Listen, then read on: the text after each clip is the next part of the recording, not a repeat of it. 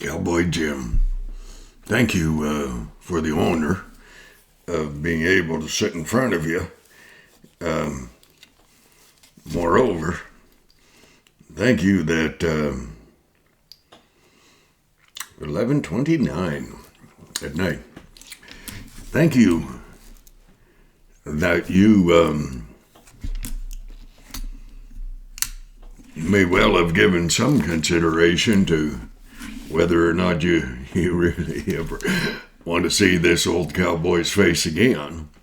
And, I just thank you. Simple.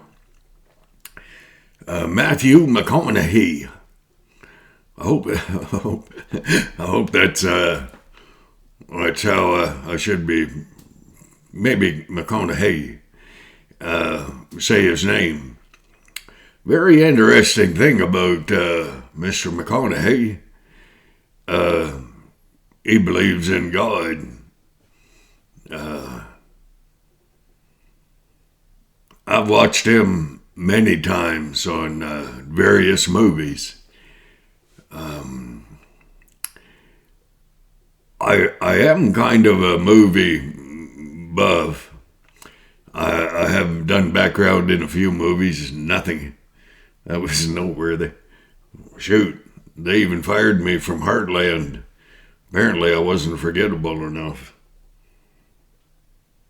I have 3 wives that would totally disagree with them.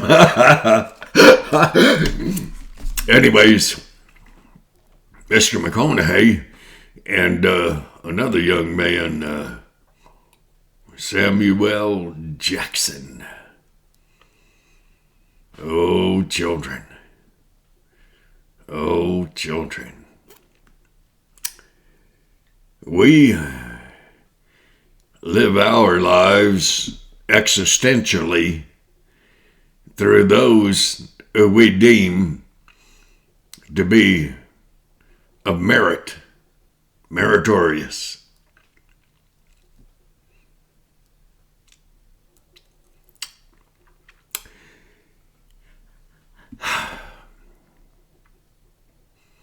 The movie I just finished watching, I didn't think I was going to do a video today. I kinda had run out of steam. But after watching A Time to Kill, oh, memories flooded back, children. Not good memories, but memories nonetheless. So, you may or you may not recall that movie, A Time to Kill. Samuel, it's a movie, eh? So, I know. I mean, the distance between it and what is called reality is measurable.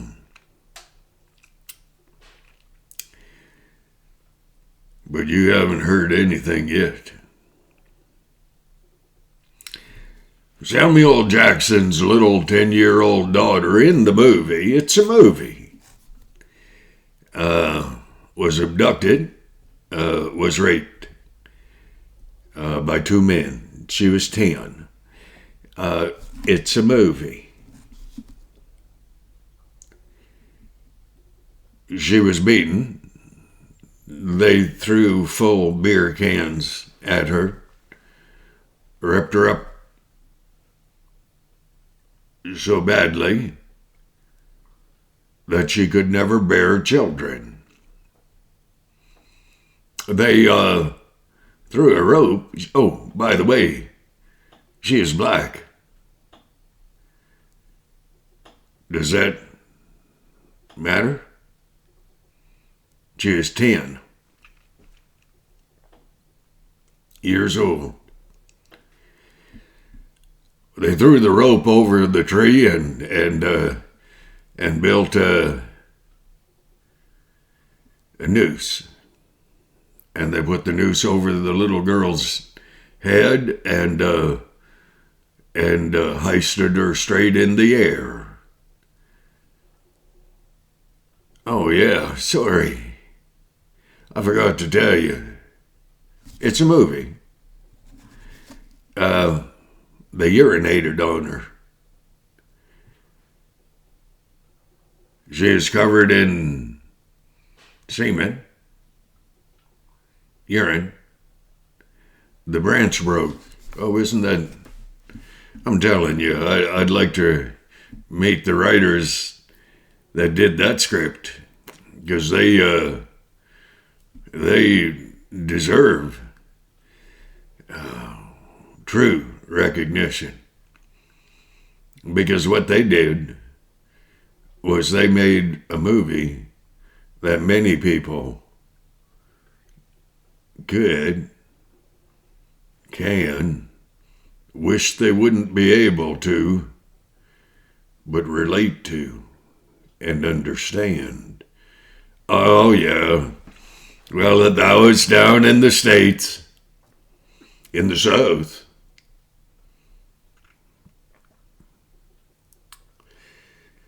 Then, when the rope or the branch broke and the little girl hit the ground, they grabbed that little baby who was still alive, and they threw her in the back of the truck, and they drove out to Foggy Bridge or some such thing. And they threw her over the side of the bridge. It's a movie. 30 foot down to the water. Somehow that little baby girl survived.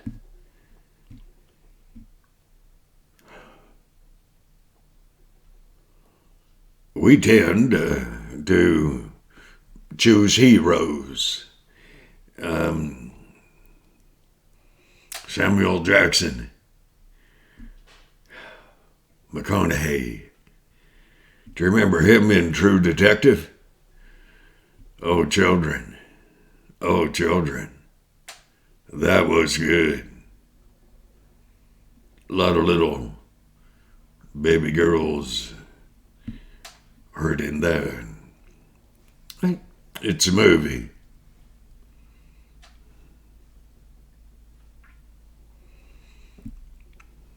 We live our lives sometimes existentially through the things that we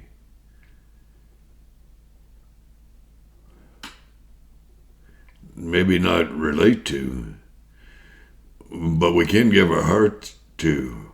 That little girl is one of those that it's a movie.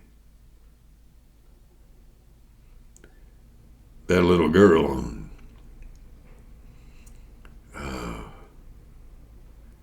went through what you and I would not want our little girls to go through.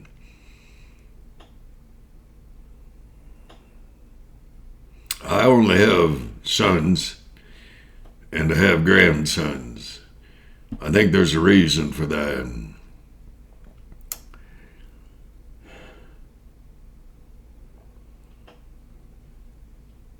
When I was quite young, first marriage,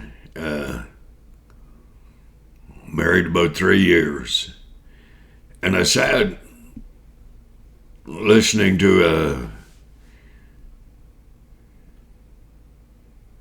a lady, and she was asking a few questions. And as I sat there,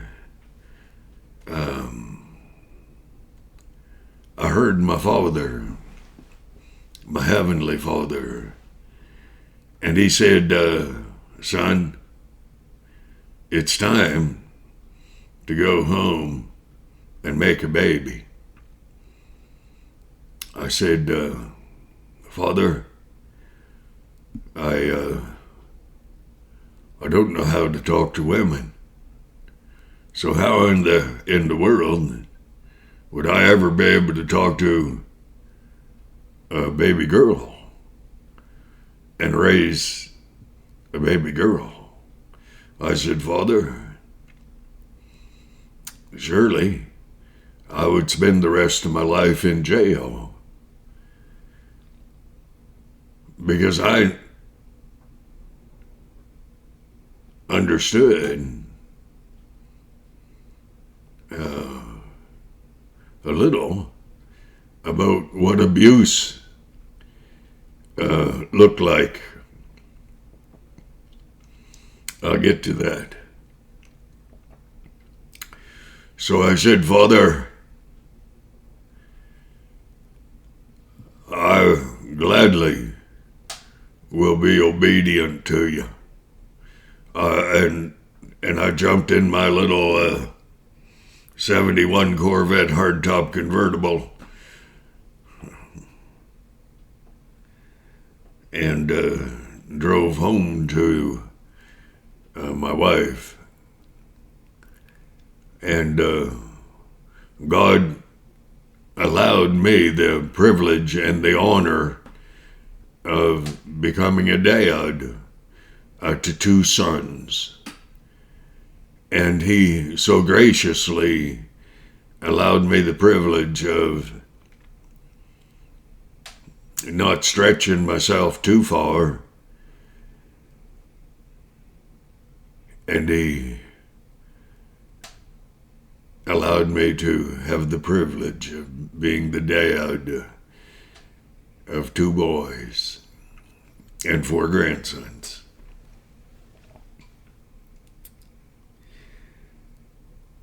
We live our lives, if we're even not cognitively aware of it, quite often we live our lives essentially through another.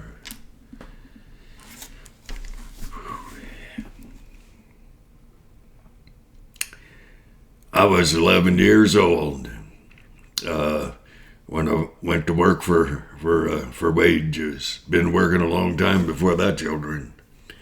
We Irish, well, I grew up, your ability to work was a measure of a man. It's not.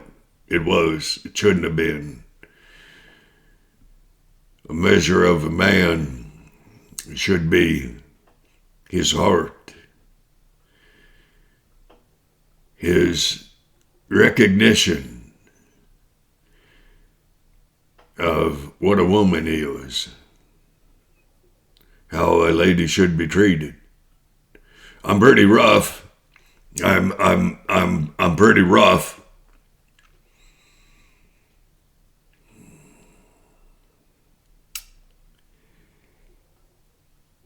My first job was working in a little hamburger stand thing, Main Street of Wasaga Beach. I'm not sure how old I was. I know I was about 11. I'd walk the mile or so down from our campground. We had a campground at Wasaga Beach. It was called Martin's Camping. And if this ever gets to Ontario and anybody ever watches my videos, I really can't understand how they haven't kind of lit up the airwaves, but it could be my delivery. Sure not the content. The issues that the Lord's drawing me toward, they're too important. Everything I've done, I've tried to do it to build up, support adult women who grew through child abuse, physical, sexual, psychological. They're all horrible. The lady that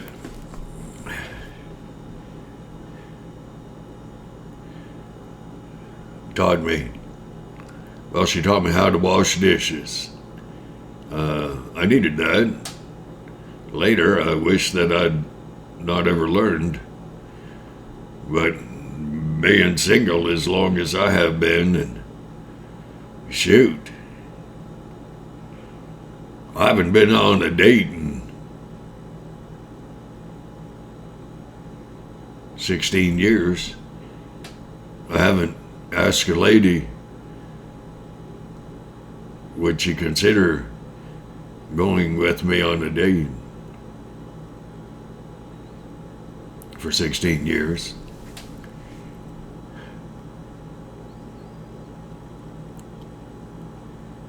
There's a reason for that. I know how to flirt.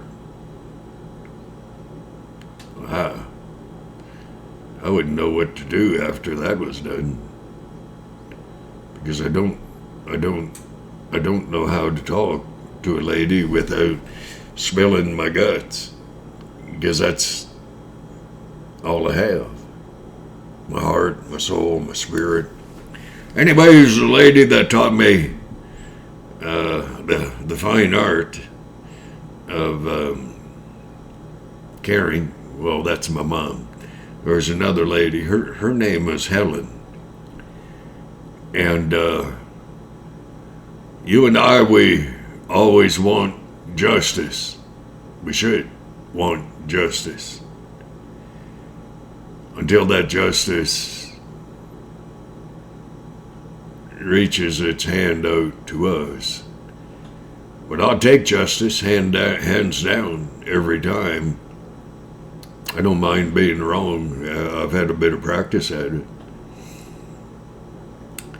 That wonderful lady, Helen, she was deaf. And I didn't understand that as an 11-year-old. So I'd walk to work sometime after lunch, and I'd walk home in the dark, whatever it was. Sometime after 11 o'clock at night. My sister, she also worked, I'm not sure she didn't work in the same hamburger thing, but Helen, coming on to fall, went home one day and saw a delivery man leaving her house. The summer season was over. It was mid-September, whatever. Things at Waseca had slowed down, no tourists. And Helen saw the man leaving her house, cabin really, green cabin, little cabin. And he was adjusting his pants, doing his belt up in his zipper. And he was kind of anxious to be away from there. And Helen, she was deaf. Oh, I learned that she didn't say anything. I was 11. I learned I had to stand in front of her and I had to speak slowly. Wasn't sure why at first, but it didn't take long. Understood. And she read my lips. Helen was my friend. And she walked into the house, and she no one expects what Helen saw. That was her 11-year-old baby girl. And she was trying to cover her little body up with her little dress. Well, you know, Helen's little girl, she's pretty. I never spoke to her. She never spoke to me. I didn't realize for quite a while that the reason she didn't speak was she was deaf and dumb. Not stupid, children. She couldn't speak.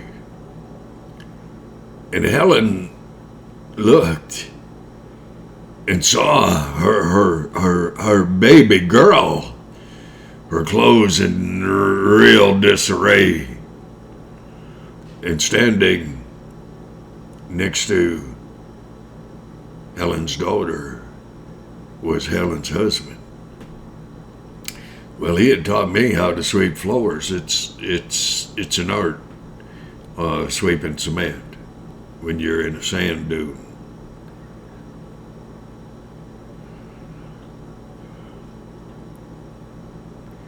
I do that sort of thing just to relieve the pressure for a second. And Helen looked at her little girl and considered the man that was standing, coming down the steps as she walked up, and she realized his fear. And Helen turned to her husband and said,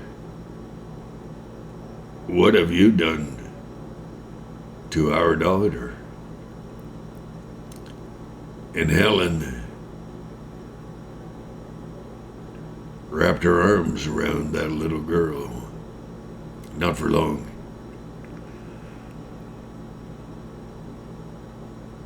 Helen got up and walked towards her husband and just kind of went off the side a little bit.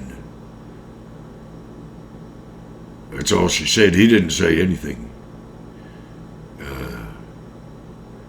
He worked in Toronto, only came home on the weekends. He was a janitor. That's why he taught me how to sweep floors, because I worked in the arcades as well. And Helen went over to the counter and she gathered up a butcher knife. And this is not a movie. This is not a movie. And she kind of hid that knife as she walked back as though she were going to her daughter. But Helen didn't go to her daughter.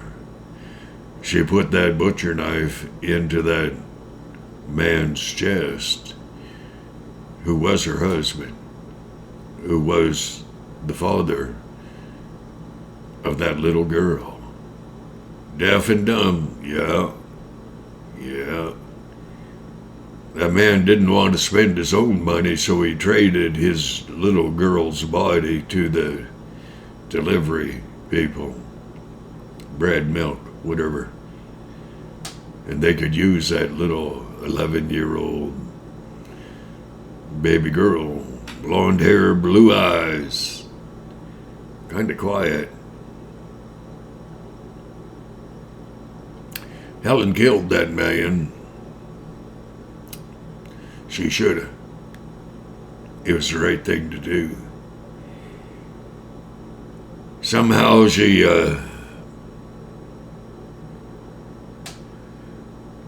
tended to her daughter, and her husband was lying on the floor dead. Helen was trying not to let the little girl see that, all that stuff. And Helen, in her broken sounding English, called the police. They came. They arrested her. Helen also had a little baby boy. I never did meet him. Never did speak with Helen's little girl. Don't remember her name. Back then we had what was called justice. That's what McConaughey and Samuel Jackson got in the movie A Time to Kill. I'm not suggesting you kill people. I'm suggesting that you protect children. Helen turned herself in. The police picked her up, all that. back then the court cases, well, you were arrested on a Monday. Well, you were probably tried 2-3 days later. And the judge in the courtroom, and they're only, I did this video once before. It's called Justice. Hardly anyone watched it. The title is critical for people to stop and watch. I understand that. I don't know what I'll call this one. Oh, I do know now. I do know. I know. Just came to me. However, family member from each family. There were only 300 people lived at Wasaga Beach back then, and there was a representative from every family. The judge said Helen was watching real close. He said, Helen, could you please tell the courtroom how you plead? You've been charged with murder. How do you plead? Helen said, I'm guilty. She could read lips. He said, Helen, I'm going to ask you again. How do you plead? She said, Judge, I'm guilty. And he said, well, could you tell the courtroom what you're guilty of? She said, yes. She said, I killed my husband because he was trading my little 11-year-old baby girl's body for bread and milk because he didn't want to spend his own money.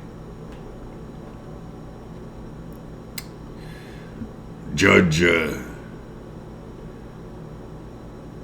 he told Helen, sit down. And just about that gruffly. And then he looked around the courtroom.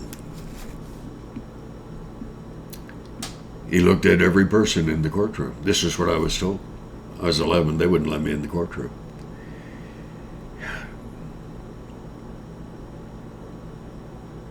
Still worth the telling.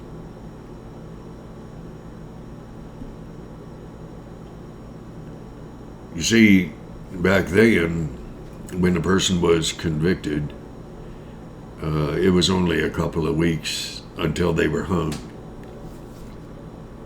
So Helen knew she was going to be hung. There was no question. She had killed her husband. Yes.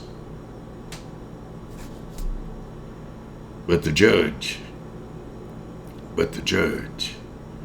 he believed in justice. And he said,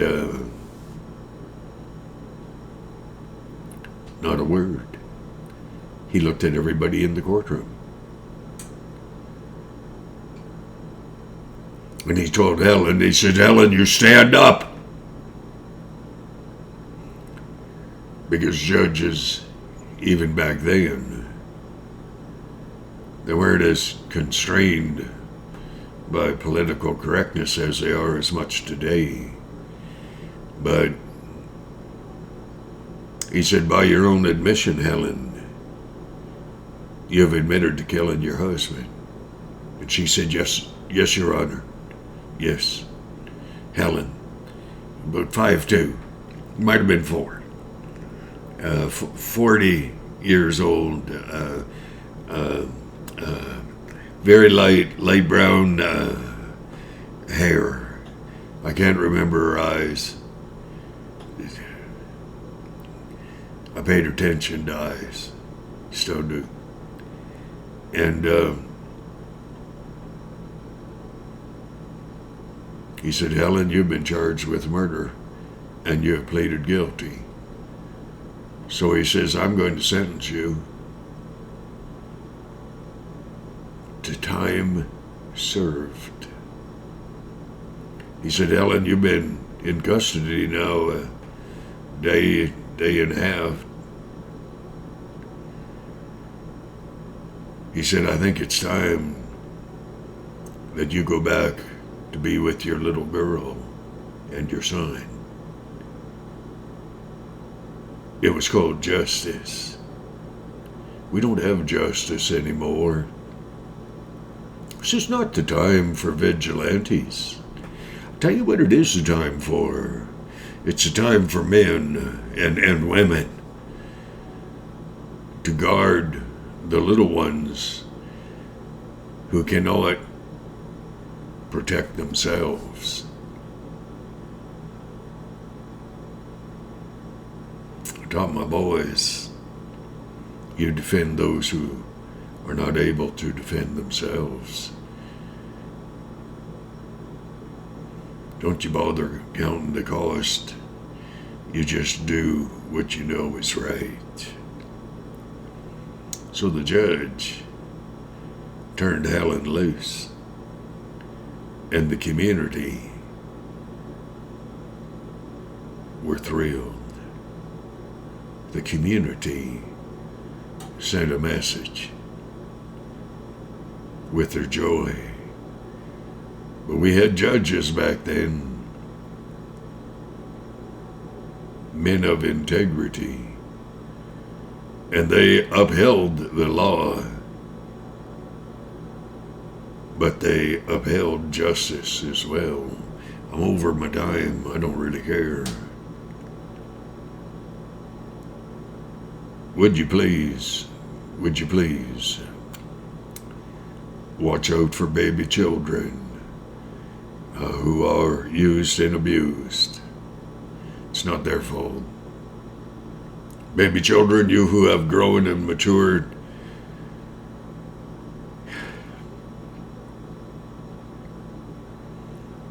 but you can't get over the memories. Not your fault. Psychological abuse, not your fault. That's from bullies. Had a bully this past year. I understand that. Understand. So, my father, I ask that you reach down and touch the hearts of all those who have been used and abused. Father, start a healing within the heart, soul, spirit, person, body.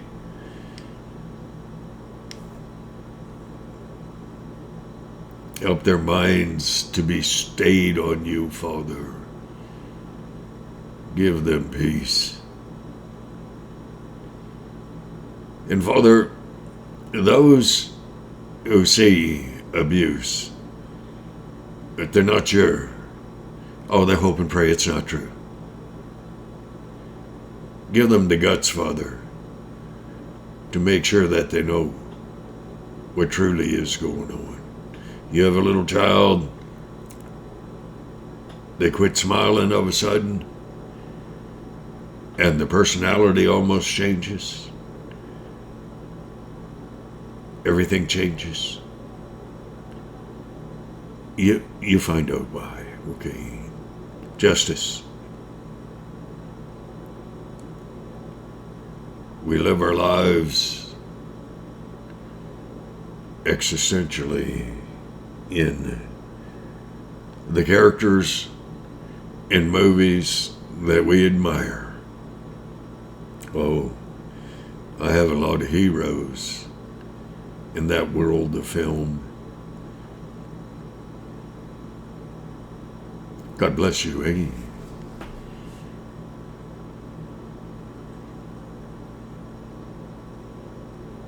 Take care of those who cannot take care of themselves. Pray one for another. Love one another. Build each other, one another up. Don't be tearing what's not altogether wrong down. You can still build on a foundation May not be a level foundation, but you can smooth it out. And you can love one another. God bless you. God bless you.